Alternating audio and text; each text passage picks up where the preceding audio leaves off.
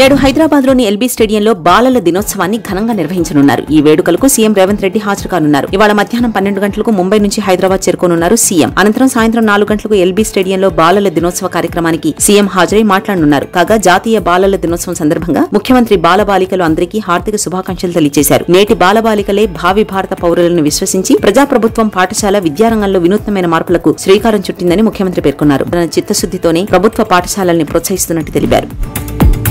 సమగ్ర కుటుంబ సర్వేలో భాగంగా మహ్మద్ నయీం కుటుంబ సభ్యుల వివరాలను మంత్రి పొన్నం ప్రభాకర్ నమోదు చేశారు. ఈ రోజు బంజారాహిల్స్ లోని ఎన్క్లేవ్ అపార్ట్మెంట్స్ లో జీహెచ్ఎంసీ మేయర్ విజయలతో కలిసి మంత్రి సర్వేలో పాల్గొన్నారు. ఈ సందర్భంగా పలువురి వివరాలు నమోదు చేశారు. అనంతరం ఆయన మాట్లాడారు. ప్రజల స్థితిగతుల్లో మార్పు తీసుకొచ్చి ఆదర్శవంతమైన పాలన అందించేందుకు సర్వే ఉపయోగపడుతుందని అన్నారు. ఈ సర్వే దేశానికి దిక్సూచిగా ఉండే విధంగా జరుగుతోందని, ఇప్పటికే రాష్ట్ర వ్యాప్తంగా 30% సర్వే పూర్తయిందని చెప్పారు. జీహెచ్ఎంసీ పరిధిలో 4,50,000కు పైగా ఇళ్లకు సర్వే జరుగుతుందని అన్నారు. రాష్ట్రంలో 85,000కు పైగా ఎన్యూమరేటర్స్ సర్వే చేస్తున్నారని వెల్లడించారు.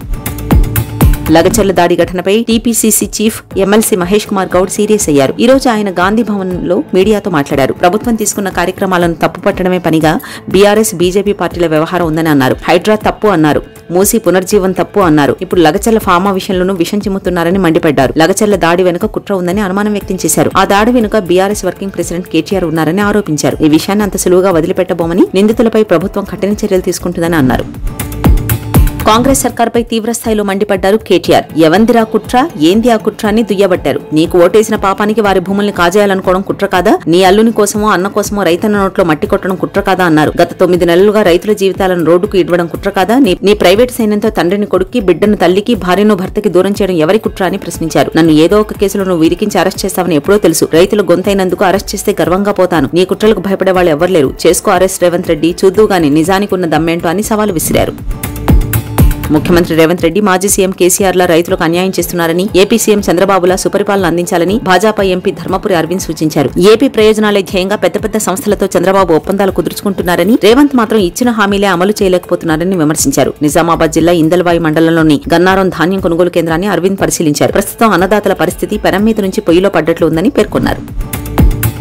ఏపీ ప్రభుత్వం కీలక నిర్ణయం తీసుకుంది. జగన్ ప్రభుత్వ హయాంలో ఏర్పాటైన గ్రామ, వార్డు సచివాలయాల ప్రక్షాళన దిశగా కూటమి ప్రభుత్వం అడుగులు వేస్తోంది. అందులో భాగంగా తాజాగా వాటిలో పనిచేసే ఉద్యోగుల జీతాల చెల్లింపుపైన ప్రభుత్వం తాజాగా ఉత్తర్వులు జారీ చేసింది. గ్రామ, వార్డు సచివాలయాల్లో పనిచేసే ఉద్యోగులకు బయోమెట్రిక్ తప్పనిసరి చేస్తూ ప్రభుత్వం తాజాగా ఉత్తర్వులు జారీ చేసింది. ఈ నెల 1 నుంచి 30 వరకు ఈ విధానం అమల్లో ఉంటుందని, ఈ మేరకు చర్యలు తీసుకోవాలని సచివాలయాల శాఖ డైరెక్టర్ శివప్రసాద్ జిల్లా అధికారులను ఆదేశించారు. బూతులకు, అసభ్యకర పోస్టులకు వైసీపీ ఒక మోడల్ అని మంత్రి నారా లోకేష్ విమర్శించారు. తూర్పుగోదావరి జిల్లాలో వైఎస్ఆర్ కాంగ్రెస్ పార్టీకి చెందిన కీలక నేతలు తెలుగుదేశం పార్టీలో చేరిన సందర్భంగా వైసీపీ సోషల్ మీడియాలో పోస్టులపై ఆయన స్పందించారు. భాష ప్రధానమని, ప్రజలు మనపై పవిత్ర బాధ్యత పెట్టారని తెలిపారు. ప్రజా వ్యతిరేక విధానాలతో వైఎస్ఆర్ కాంగ్రెస్ పార్టీ 11 స్థానాలకు పడిపోయిందని ఎద్దేవా చేశారు. తానే రాజు, తానే మంత్రి అనుకోకూడదన్నారు. అసెంబ్లీలో ప్రతిపక్ష ఎమ్మెల్యేలు లేకపోయినా ప్రజా సమస్యల పరిష్కారం కోసం పనిచేస్తామని హామీ ఇచ్చారు. షర్మిల గురించి, కాంగ్రెస్ గురించి మాట్లాడబోనని ఇన్సిగ్నిఫిషియంట్ అంటూ జగన్ చేసిన వ్యాఖ్యలపై షర్మిల సోషల్ మీడియా వేదికగా కౌంటర్ ఇచ్చారు. బడ్జెట్ బాగోలేదని, రాష్ట్ర ప్రజలకు ఉపయోగం కాని బడ్జెట్ అని వైసీపీ కంటే ముందుగా మేము ప్రెస్ మీట్ పెట్టి చెప్పాం. మేము చెప్పిందే జగన్మోహన్ రెడ్డి ప్రెస్ మీట్ పెట్టి చెప్పారు.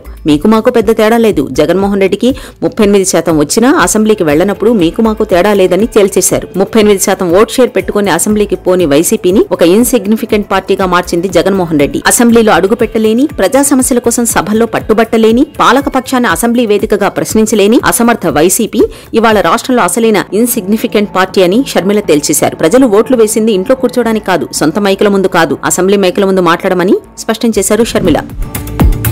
వైసీపీ సోషల్ మీడియా కార్యకర్తలపై కేసులు, వరుస అరెస్టుల నేపథ్యంలో ఇటీవల తనను క్షమించాలంటూ వీడియో విడుదల చేసిన నటి శ్రీరెడ్డి తాజాగా వైసీపీ అధ్యక్షుడు జగన్, మంత్రి లోకేష్ కు కలిపి ఒకే లేఖ రాశారు. అందులో తొలుత జగన్ గురించి ప్రస్తావిస్తూ, జగన్ భారతిరెడ్డిని దగ్గర నుంచి చూసే అదృష్టం తనకు దక్కలేదని, టీవీలో చూసి ఆనందిస్తుంటానని పేర్కొంది. పార్టీలో తాను సభ్యురాల్ని కాకపోయినా తన వాణిని బలంగా వినిపించానని, అయితే తన వ్యాఖ్యలతో పార్టీకి చెడ్డ పేరు వస్తుందని, పార్టీకి నష్టం జరుగుతుందని అంచనా వేయలేకపోయానని విచారం వ్యక్తం చేసింది. ఇప్పుడు తప్పు తెలుసుకుని పార్టీకి దూరంగా ఉండాలని నిర్ణయించుకున్నానని పేర్కొంది. తర్వాత మంత్రి లోకేష్ అన్నాన్ని సంబోధిస్తూ ఇకపై తాను ఎప్పుడు ఎవరిని ఇబ్బంది పెట్టేలా వివాదాస్పద వ్యాఖ్యలు చేయబోనని, తనకిష్టమైన దేవుడిపై ప్రమాణం చేసి చెప్తున్నానని, తనను క్షమించాలని వేడుకుంది. బడ్జెట్ సమావేశాలు జరుగుతున్నాయి. వైసీపీ ఎమ్మెల్యేలు ఈ సమావేశాలకు హాజరై తాము మాట్లాడాల్సినవి మాట్లాడవచ్చు, ప్రభుత్వానికి సూచనలు ఇవ్వచ్చు అని అన్నారు హోంమంత్రి అనిత. ఆమె ఇంకా మాట్లాడుతూ, నిన్న 20 మంది ఎమ్మెల్యేలు అసెంబ్లీలో మాట్లాడారు. పులివెందుల ఎమ్మెల్యే జగన్ గారు కూడా వచ్చి మాట్లాడొచ్చు. ఇంట్లో కూర్చుని ప్రెస్ మీట్లు, వీడియోలు ఎందుకు? స్పీకర్ అయ్యన్న గారు, డిప్యూటీ స్పీకర్ గా ఎన్నిక కానున్న రఘురామరాజు గారు మీకు మైక్ ఇస్తారు, భయపడకుండా అసెంబ్లీకి రండి. రఘురామరాజు గారు డిప్యూటీ స్పీకర్ అయితే జగన్ ఎట్టి పరిస్థితుల్లో అసెంబ్లీకి రారంటూ కొంతమంది 11 రూపాయలు పందం కాస్తున్నారు అని అనిత అన్నారు. ఢిల్లీ మాజీ సీఎం ఆమ్ ఆద్మీ పార్టీ అధినేత కేజ్రీవాల్ ఈ రోజు ఉదయం కుటుంబ సమేతంగా తిరుమల శ్రీవారిని దర్శించుకున్నారు. పెద్దగా హడావుడి ఏమీ లేకుండా తన భార్యతో కలిసి ఆయన స్వామివారి దర్శనానికి వెళ్లారు. టీటీడీ అధికారులు దగ్గరుండి స్వామి దర్శనంతో పాటు తీర్థ ప్రసాదాలు అందజేశారు. అనంతరం ఆలయ ప్రాంగణంలో కేజ్రీవాల్ మీడియాతో మాట్లాడుతూ దేశ ప్రజలందరూ బాగుండాలని దేవుణ్ణి కోరుకుంటున్నట్లు పేర్కొన్నారు. నవంబర్ 14న చిల్డ్రన్స్ డే సందర్భంగా పిల్లలు బాగా చదువుకోవాలని, వారికి మంచి జరగాలని కోరుకున్నారు. మహారాష్ట్ర ఎన్నికల ప్రచారంలో యూపీ ముఖ్యమంత్రి యోగి ఆదిత్యనాథ్ చేసిన విమర్శలపై కాంగ్రెస్ అధ్యక్షుడు మల్లికార్జున ఖర్గే కుమారుడు కర్ణాటక మంత్రి ప్రియాంక ఖర్గే విమర్శలు గుప్పించారు. తన తండ్రి ఖర్గే చిన్ననాటి విషాదాన్ని యోగి ప్రస్తావించడంపై మండిపడ్డారు. ఆ సంఘటనను కాంగ్రెస్ చీఫ్ ఖర్గే రాజకీయ ప్రయోజనాల కోసం ఎప్పుడూ ఉపయోగించుకోలేదని అన్నారు. 1948లో తన తండ్రి ఇంటిని తగలబెట్టింది హైదరాబాద్ నిజాం రజాకార్లని, కానీ మొత్తం ముస్లిం సమాజం కాదని ఎక్స్లో స్పష్టం చేశారు. ప్రతి సంఘంలో చెడు తప్పు చర్యలకు పాల్పడే వ్యక్తులు ఉంటారు. నా తండ్రి ఖర్గే త్రుటిలో విషాదం నుంచి తప్పించుకున్నారు. 9 సార్లు ఎమ్మెల్యేగా, 2 సార్లు లోక్సభ, రాజ్యసభ ఎంపీగా, కేంద్ర మంత్రిగా, లోక్సభ ప్రతిపక్ష నేత, కాంగ్రెస్ అధ్యక్షుడిగా ఎదిగారని తెలిపారు. అమెరికా దేశాధ్యక్షుడిగా ఎన్నికైన డొనాల్డ్ ట్రంప్ శ్వేత సౌధంలో ప్రస్తుత అధ్యక్షుడు జో బైడెన్ ను కలుసుకున్నారు. ఓవర్ ఆఫీసులో ఇద్దరు భేటీ అయ్యారు. అధికార మార్పిడి గురించి చర్చించుకున్నారు. ఆ మీటింగ్ చెందిన కొన్ని ఫోటోలను వైట్ హౌస్ రిలీజ్ చేసింది. శ్వేత సౌధంలో ఇద్దరు షేక్ హ్యాండ్ ఇచ్చుకున్నారు. స్మూత్ గా అధికార మార్పిడి జరుగుతుందని ఆశాభావం వ్యక్తం చేశారు. హిజ్బుల్లాకు వ్యతిరేకంగా జరుపుతున్న పోరాటంలో ఇజ్రాయెల్ కు భారీ షాక్ తగిలింది. ఆ దేశానికి చెందిన 6 సైనికులు ప్రాణాలు కోల్పోయారు. ఐడీఎఫ్ తెలిపిన వివరాల ప్రకారం ఓ గ్రామంలో 4 సైనికులు దాడి ప్రారంభించారు. ఈ క్రమంలో ఓ భవనంలో ఉన్న 4 హిజ్బుల్లా యోధులు సైనికులపైకి కాల్పులు జరపడంతో అక్కడికక్కడే ప్రాణాలు కోల్పోయారు. ఆ తర్వాత ఇజ్రాయెల్ సైన్యం జరిపిన ప్రతీకార దాడిలో 4 హిజ్బుల్లా వారియర్స్ సైతం మరణించారు. దీంతో లెబనాన్లో హిజ్బుల్లాకు వ్యతిరేకంగా జరిగిన పోరాటంలో మరణించిన ఇజ్రాయెల్ సైనికుల సంఖ్య 47కు పెరిగింది.